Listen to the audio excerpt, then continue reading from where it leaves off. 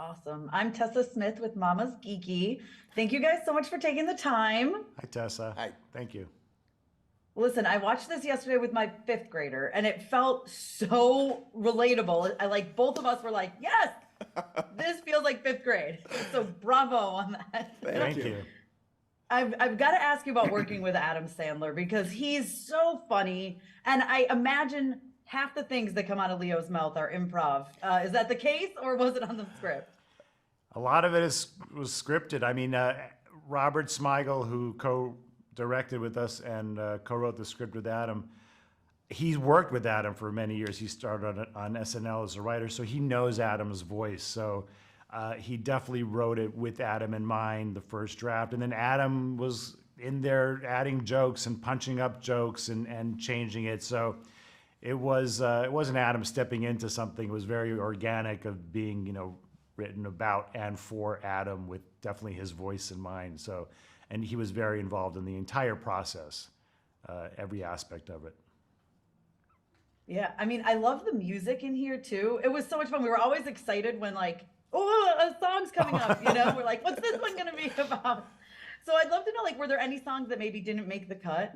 Oh, that's great that you enjoyed the music. That was a conscious thing from the very beginning and how we were going to approach music. We didn't want to have Leo as a rapping lizard or playing electric guitar and taking the stage.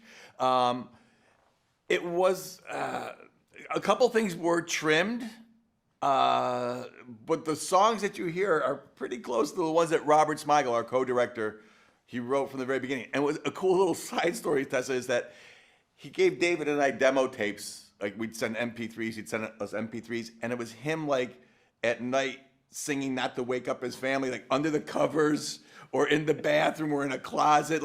And at first we didn't quite hear it, it was like, but once we started, we did a table read and there was a few musicians there. And once we started hearing it fleshed out, it's like, oh, they all made sense.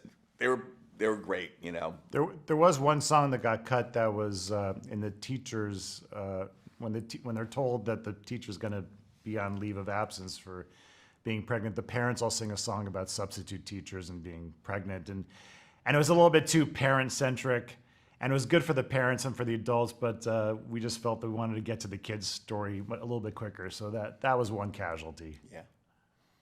That's funny because like as soon as that came up, that part in the movie, I'm like, I get it. As a parent, I'd be like, what the heck? I don't want a substitute teacher. Right. It actually happened in third grade with one of my kids. So I was like, I feel you. I feel this in my bones. But speaking of having stuff for the adults, I do feel like this movie does a very great job of being for the whole family. You know what I mean? It's not like the parents are going to sit there like, okay, how much longer is this thing going to go on? Which we know can happen with some movies. So can you talk about making sure that there's enough in here for the adults as well to keep them entertained?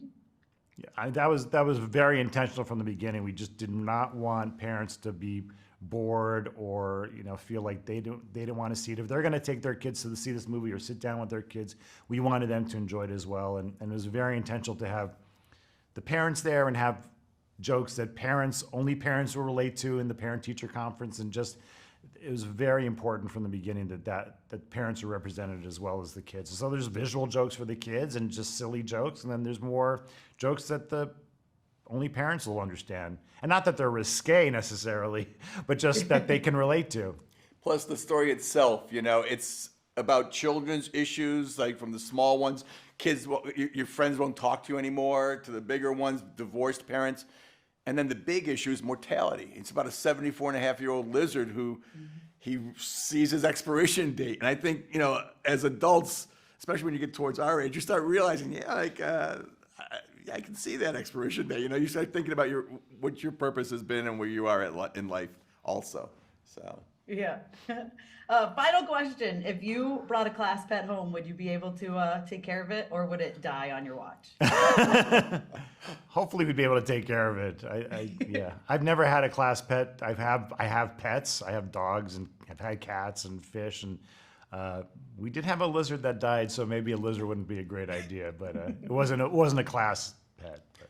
My wife is a school teacher, and when she was teaching middle school, for winter break, she would have like little hamsters, and it survived. I want to say it survived. But when it got out and we have 2 cats in our house, it was like, like that could have been an animated film in and of itself. So, but it survived. I just want to undamaged. Well, maybe that'll be the next one. There you go. Right. Yeah. Congratulations, guys. I really love this movie. Thank you so much. Thanks. Thank It means you. a lot to us. And I'm glad you and your daughter could sit together and watch it and enjoy it. Thank you. Yeah, really. We were both crying at the end. It was great. It was Yes. lovely. Fantastic. Excellent. Thank you so much.